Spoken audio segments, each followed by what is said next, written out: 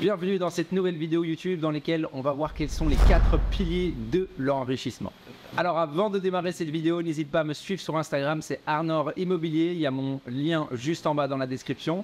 Je prends toujours 1 heure de mon temps pour parler avec toute mon audience, donc n'hésite pas à m'envoyer un petit message privé sur Instagram, je me fais un plaisir de discuter avec toi. Allez, c'est parti, nous sommes encore à Bali et vous savez quoi? Ce que je vais faire, c'est que je vais juste vous montrer où je suis rapidement. Donc je vais faire quelque chose d'un peu inédit et je vais vous montrer, hop, en fait où on est ici. Vous voyez, juste vous montre un peu, c'est sympa là comme cadre. Je vais essayer de ne pas faire tomber la caméra. Donc voilà, je suis juste ici. Et alors, je vous montre un peu plus loin là-bas. Voilà, comme ceci. Je vais pouvoir me repositionner, comme ça vous avez vu un petit peu où je prends la vidéo. Et alors, juste pour explication, donc je fais une petite série de vidéos ici à Bali. On vient d'arriver à Bali hier et ma fiancée Tania est complètement jet lag. Moi ça va. Et donc c'est pour ça que je me suis dit, je me sentais inspiré, je me suis dit allez, je vais vous partager quelques petites vidéos pendant 2-3 heures de mon temps ici. Et voilà, c'est pour ça qu'on est ensemble aujourd'hui. Dans cette vidéo, j'aimerais te partager, c'est quelque chose qu'on m'a fortement demandé et la plupart de mes membres me posent souvent des questions aussi sur ces topics et pas mal de personnes avec qui je discute sur Instagram souvent me posent des questions. Arnor, mais la bourse, Arnor, mais le trading, Arnor, mais la crypto-monnaie, Arnor, le business, pourquoi l'immobilier, etc. Et donc dans cette vidéo, en fait, je vais démystifier un petit peu les inconvénients et les avantages de 4 piliers de l'enrichissement. Les 4 piliers de l'enrichissement, et les 3 premiers ont toujours été connus et reconnus. C'est 1, le business. Donc le business permet tout simplement de s'enrichir dans la vie. 2, c'est la bourse. La bourse, on sait très bien depuis des décennies que la bourse fonctionne. Et la bourse, en tout cas, est un pilier qui peut enrichir. 3, l'immobilier. D'accord, vous êtes sur cette chaîne, vous êtes certainement intéressé sur l'immobilier. Et le 4e, qui est le petit dernier, mais qui pour moi, en tout cas, vaut le coup d'être avec ces 3 piliers et donc être le 4e, c'est la crypto-monnaie. D'accord, on pourra le décrire ou pas, c'est pas le but de cette vidéo, mais moi je vais vous partager en fait les avantages et les inconvénients de ces 4 investissements et du coup on va en retirer à la fin de cette vidéo tout simplement lequel est le plus intéressant par rapport à ton profil. Il faut savoir que les 4 sont bien, il n'y a pas de meilleur ou de piliers d'enrichissement qui sont moins bons. C'est juste que par rapport à ton profil, tu vas pouvoir sélectionner celui qui te plaît le plus, celui qui t'attire le plus, celui qui est le plus aligné avec toi, tes objectifs et ta personnalité. Alors, j'aimerais démarrer par la bourse. Pour commencer, la bourse, c'est quelque chose qui est connu et très connu depuis des décennies. On sait très bien qu'investir dans la bourse et rentrer à des bons moments vont permettre, si on sort au bon moment également, de créer des plus-values. Encore faut-il mettre cet argent sur la table et ne pas être impatient. Dans la bourse, il va vraiment falloir être patient, mais il va falloir aussi pas mal de compétences parce que savoir quand rentrer, d'accord, et dans quoi rentrer, c'est pas évident, ça demande pas mal d'analyse. Donc d'ailleurs, c'est pour ça que la plupart des gens vont placer ça chez leur banquier, vont mettre ça dans des banques privées, etc. Parce que là, ils se font conseiller. Donc voilà, j'ai pas vraiment d'avis là-dessus dans le sens où c'est des rendements qui sont assez faibles. En général, sur un produit financier, on va tourner entre 1 à 5% annuels. Évidemment, ce sont des moyennes, d'accord? Donc, c'est des moyennes qu'on prend sur des tranches de 5, 10, voire 15 ans parfois. Et pour vous donner un exemple, j'étais chez mon banquier dernièrement et il me proposait de placer une certaine somme d'argent en fonds d'investissement privé. Et il me disait, regarde Arnor, l'année passée, avec tout ce qui s'est passé, on était à moins 5. Mais il y a 3 ans, on était à plus 7. Il y a 4 ans, on était à plus 5, etc. Donc en fait, c'est vraiment des moyennes sur le long terme. Et tu dois retenir qu'avec la bourse, en fait, tu dois immobiliser une somme d'argent sur laquelle tu dois l'oublier, quoi. Tu dois l'oublier. C'est vraiment du long terme et il faut rentrer au bon moment et sortir au bon moment.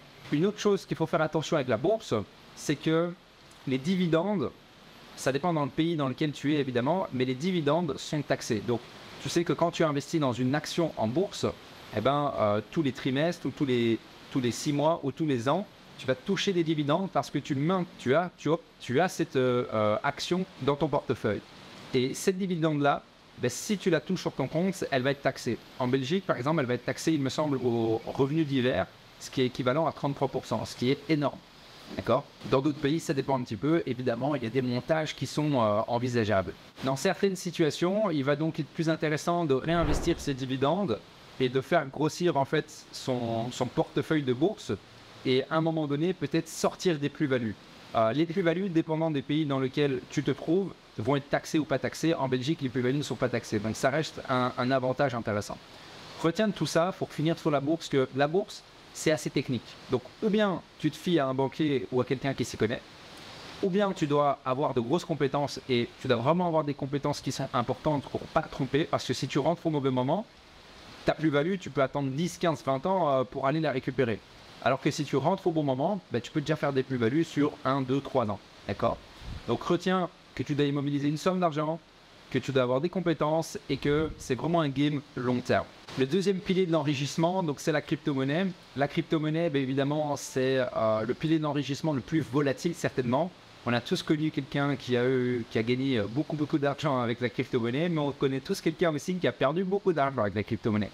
Et en fait, c'est parce que c'est simple, c'est très volatile, on a beaucoup moins de contrôle que la bourse. Donc voilà, ça va être un profil d'investissement beaucoup plus risqué. À nouveau, ça va demander, comme la bourse, des compétences importantes, d'accord? Parce que qu'on trade la crypto-monnaie ou qu'on rentre dans des positions ou qu'on DCA, etc., ça reste quand même assez technique. Si on ne maîtrise pas la crypto-monnaie et qu'on n'a pas des compétences, honnêtement, pour moi, c'est très risqué.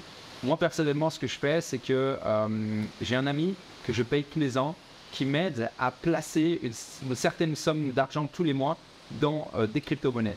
Donc moi, ma stratégie, c'est quoi? C'est d'acheter des crypto-monnaies au bon moment, tout simplement pour faire grossir mon portefeuille crypto et à un moment donné, tout simplement, lors d'un bull run ou quoi, tout simplement ressortir avec du cash out. Donc voilà, ça c'est ma stratégie.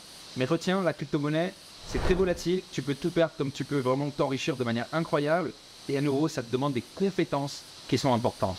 Alors, le troisième pilier de l'enrichissement, c'est lancer un business. Et lancer un business, moi, personnellement, c'est une des choses que j'adore le plus. C'est le fait de créer de la valeur, créer un produit, créer un service et d'arriver à le monétiser, d'arriver à le vendre. Et ça, moi, je trouve ça génial. Donc, moi, c'est vraiment une des choses qui me drive dans la vie et dans mon caractère d'entrepreneur. C'est arriver à créer quelque chose qui se vend et qui aide les gens. Et si tu as ce sentiment en toi de vouloir aider les gens d'une manière, que ce soit avec un service encore une fois ou que ce soit avec un produit, ou alors même que tu as juste ce business en toi et que tu as juste envie de catcher des gens à vendre quelque chose, lance-toi dans le business parce que tu vas vraiment apprécier le chemin. La chose avec le business, c'est que ça demande énormément de temps. Pour lancer un business, ça demande énormément de compétences et énormément de travail. Donc ça te demande beaucoup de temps et dans beaucoup de business, ça demande aussi beaucoup de ressources financières. C'est assez rare, sauf dans les business en ligne, de vouloir lancer un business et ne pas devoir faire des investissements. Tu vas devoir faire des investissements en marketing, tu vas devoir faire des investissements en toi, tu vas devoir faire des investissements en stock, peu importe. Mais en général, quand tu lances un business, c'est rare que tu as toujours besoin de fournir beaucoup d'efforts en termes de temps et souvent aussi des efforts en termes d'argent. Encore une fois, il existe des business, par exemple, comme des business en ligne qui fonctionnent très très bien et qui n'ont pas besoin spécialement de finances pour se lancer, mais qui vont avoir besoin beaucoup de temps, beaucoup d'énergie, et du coup, il faut vraiment être là, je dirais même pas à 100%, mais à 200%, mais également beaucoup de compétences. C'est-à-dire que quand tu veux lancer quelque chose en ligne, que ce soit par exemple une agence SMMA ou peu importe une activité, mais tu vas vraiment devoir développer une grosse compétence pour pouvoir la monétiser. Mais il n'y a rien à faire, le business reste un pilier d'enrichissement hyper intéressant parce que, ok, tu fournis beaucoup d'efforts, ok, le risque d'échec est élevé parce que lancer un business, c'est pas comme si demain tu disais, ok, bon, je vais inventer, je vais lancer une marque de short et boum, ça pète. C'est très rarement le cas. En business, c'est plus souvent, j'essaye de lancer une marque de short, je la lance, ça fonctionne pas. Mais j'ai compris la demande, elle voulait plutôt des shorts de sport pour yoga. J'essaye mon short de sport pour yoga. Pour l'instant, je suis en train de lire un livre qui s'appelle Lean Startup, justement, où on vous explique un peu ce concept-là, où en fait, on a besoin de feedback pour lancer un produit parfait ou lancer un service parfait. Et tant que tu ne démarres pas, en fait, c'est comme dans l'immobilier, tu ne vas pas pouvoir trouver la formule de la réussite. Et donc, tu vas au fur et à mesure avancer, créer un short de sport basique, puis tu crées un short de sport yoga et sa clientèle te donne des feedbacks et dit en fait, elle aime les shorts plus proches du corps, plutôt féminin. Tu comprends du coup que tu fais un short collé au corps féminin, spécial yoga, etc. Et donc, tu avances dans ton cheminement et puis tu y arrives. Mais donc, ce que je veux dire par là, c'est que dans le business, au final, c'est pas qu'en claquant les doigts, tu crées un business qui va te rendre riche, qui va t'apporter beaucoup de finances. Non, ça se passe pas comme ça. Mais qui dit beaucoup d'énergie, beaucoup d'efforts, beaucoup de risques, dit également et gain élevé. Quand tu lances une marque de short, tu crois que Under Armour, comment est-ce qu'ils ont démarré cette marque, d'accord? Ils ont démarré en testant leurs produits, etc. Et ils ont fait leur bout de chemin. Aujourd'hui, Under Armour, évidemment, c'est une grosse compagnie. Et si le propriétaire de Under Armour, s'il ne l'a pas déjà vendu, je ne connais pas l'histoire, s'il vend aujourd'hui sa compagnie, je suis certain qu'il sortira avec beaucoup de finances. Le quatrième pilier de l'enrichissement, évidemment, tu l'attendais, c'est l'immobilier. Et comme tu es sur cette chaîne, tu es certainement intéressé à l'immobilier et tu le sais très bien. Moi, j'ai plus ou moins 95% de mon portefeuille d'investissement. Donc, sur les 4 piliers que je viens de t'expliquer ici, 90 à 95% est en investissement immobilier. Et pour moi, c'est le pilier de l'enrichissement que je préfère personnellement. Et je vais t'expliquer pourquoi, je vais t'expliquer ses avantages et ses inconvénients. Le premier avantage de l'immobilier, c'est que c'est fun. C'est que c'est fun et tu as de la diversité. Aujourd'hui, tu peux te lancer dans un projet de colocation. Demain, tu peux te lancer, te projeter dans un projet de LCD où tu vas faire de la déco. Tu peux te projeter à faire de l'achat-revente, etc. Donc en fait, il y a plein de choses qui sont possibles en immobilier. Tu peux acheter sur un marché, sur un autre marché, à l'étranger, peu importe. Donc en fait, tu peux faire plein de choses. Et ça te permet vraiment d'être dans le fun et de nous permettre de continuer de nourrir ton âme. Parce que ce qui est très embêtant dans la vie, c'est quand quelque chose te lasse. Et dans l'immobilier, moi personnellement aujourd'hui, j'ai encore jamais eu un moment donné où je me suis lassé. Chaque fois que j'ai fait, par exemple, là je termine un deal en colocation à Mons, en Belgique, je sais que mon prochain deal, je vais chercher déjà un immeuble. Parce que voilà, ça fait un petit temps que j'ai pas acheté un immeuble, j'ai envie d'acheter un immeuble. Et j'ai envie de faire de la LCD. Peut-être qu'après, j'irai acheter un bien à l'étranger. Peut-être qu'après, je viendrai à Bali et je regarderai si Bali, ça en vaut la peine. Donc peu importe, mais dans l'immobilier, il y a vraiment du fun et de la diversité. En immobilier, ce qui est hyper intéressant comme avantage aussi, c'est qu'il n'y a rien à payer. C'est l'investissement le plus sûr, le plus tangible. Ici, derrière moi, j'ai des briques. Je suis dans un bien immobilier qui rapporte de l'argent à quelqu'un. Et regarde un peu là où tu es actuellement. Ou bien tu es chez toi et tu rembourses le crédit, donc tu t'enrichis toi-même, ou bien tu es chez un propriétaire que tu enrichis. Et donc, en fait, on est tous entre 4 murs. Et l'investissement immobilier, c'est la chose qui est la plus sûre et la plus tangible depuis des décennies. C'est beaucoup plus contrôlable que les autres piliers de l'enrichissement. Les compétences également en immobilier sont beaucoup plus faciles à apprendre. Il faut comprendre les concepts et les appliquer. C'est juste une question d'application. On n'est pas dépendant de quelqu'un comme en bourse ou en crypto-monnaie ou dépendant d'un marché qui est très volatile, très fluctuant. En immobilier, les courbes sont très stables. Donc, c'est très rare de se rater. Je vous donne l'exemple d'un de nos clients qui a acheté son premier bien immobilier il y a 3 ans. Il a habité dedans et il habite encore dedans. Et il est venu nous trouver parce qu'il a dit voilà, moi je m'en sors pas du tout, je voulais faire de l'investissement, mais j'ai acheté pour moi. Gauthier. Et Gauthier nous dit quoi? Il nous dit voilà, moi j'ai besoin de comprendre les concepts de l'investissement immobilier pour faire les bons choix et ne plus faire des erreurs. Et donc on l'a conseillé, on l'a aidé. Et là, ce qu'il est en train de faire, c'est qu'il est en train de revendre son bien immobilier. On récupère des billes et on va acheter de l'immobilier rentable. Et à un moment donné, il pourra réacheter sa résidence principale quand il aura tout simplement sécurisé son avenir et quand il aura obtenu ses objectifs d'investissement. Dans l'immobilier, il est également possible de se lancer avec très peu de capital. Principalement quand on est déjà propriétaire d'un bien ou multipropriétaire ou quand on est débutant primo-acquéreur. Pourquoi? Parce qu'il existe des avantages quand on achète pour la première fois. Je vous donne l'exemple d'une cliente qui s'appelle Joséphine. Joséphine a acheté un bien immobilier en déposant uniquement quelques milliers d'euros sur la table parce qu'elle achète pour la première fois et qu'elle peut bénéficier des avantages fiscaux primo-acquéreur.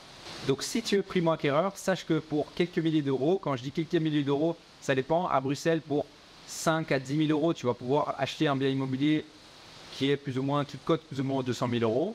En Wallonie, pour 200 000 euros d'immobilier, il va falloir plutôt 10-15 000. Mais 5 à 15 000 euros en banque, il y a beaucoup de gens qui peuvent les économiser et il y a beaucoup de gens qui peuvent les avoir. Donc si tu as ça sur ton compte en banque, sache que si tu veux te lancer, tu es à ça de faire comme premier investissement immobilier.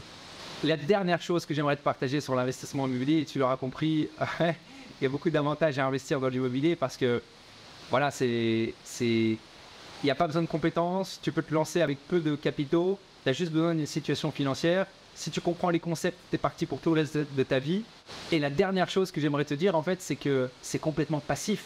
À partir du moment où ce bien immobilier, il est là, il est créé, tu as des locataires qui viennent de manière automatisée. Si tu sais comment mettre en place ton système de gestion, et nous, c'est ce qu'on fait avec nos membres, c'est la dernière étape de notre accompagnement, c'est mettre en place un système de gestion autonome. À partir du moment où tu as ça, tu as un revenu qui est complètement passif. Moi, à l'heure où je vous parle, comme vous voyez, mes cheveux sont tout ébarboufés. Je suis dans l'humidité de Bali. Ben, mes biens immobiliers en Belgique tournent. D'accord, j'ai mes revenus passifs qui tournent. Et s'il y a quelque chose à gérer, on le gère à distance sans aucune problématique.